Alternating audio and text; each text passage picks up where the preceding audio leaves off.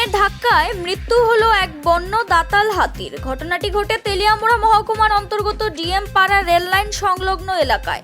শনিবার সকালে স্থানীয় এলাকার মানুষ রেল লাইনের পাশে হাতির মৃতদেহ দেখতে পেয়ে খবর দেন বন দপ্তরের স্থানীয় অফিসে। খবর পেয়ে তেলিয়ামুড়া বন দপ্তরের বিট অফিসার তপন সাহার নেতৃত্বে একটি টিম ঘটনাস্থলে পৌঁছান।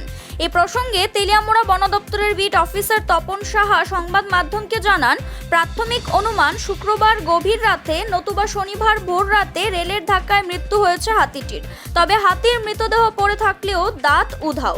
এ বিষয়ে তপন সাহা বলেন, ঘটনাস্থলে আসার পর বিষয়টি তাদেরও নজরে এসেছে। মৃতদেহের আশেপাশে অনেক খোঁজাখুঁজি করেও দাঁতের কোনো সন্ধান পাওয়া যায়নি। হাতি মৃত্যুর ঘটনার খবর পেয়ে সাধারণ মানুষ ছুটে যান ঘটনাস্থলে হাতিটিকে দেখার জন্য। এভাবে মৃত হাতির শরীর থেকে দাঁত গায়েব হয়ে যাওয়ার ঘটনায় এলাকায় চাঞ্চল্যের সৃষ্টি হয়েছে।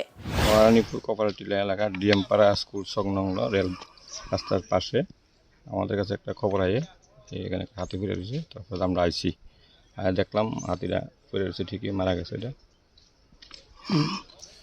সম্ভবত মিডিয়াম, এটা দেখতে মিডিয়াম লাগে। ঘটনাটা তো আমরাও করতে পারি না, হয়তো সম্ভবত রাত্রে হয়েছে, কারণ আমরা সকালে খবর পাই আমরা আইসি দেখছি।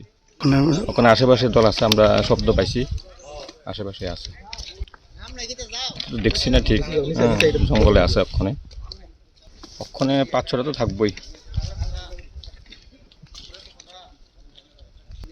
আমরা পাইছি না, আমরা অনেক খোঁজাখুঁজি করছি, পাইছি না। একটা আছে, একটা নাই। তপন শাহ, বিটিও বিষয় Teliamura. Siri TV, channel for news and entertainment.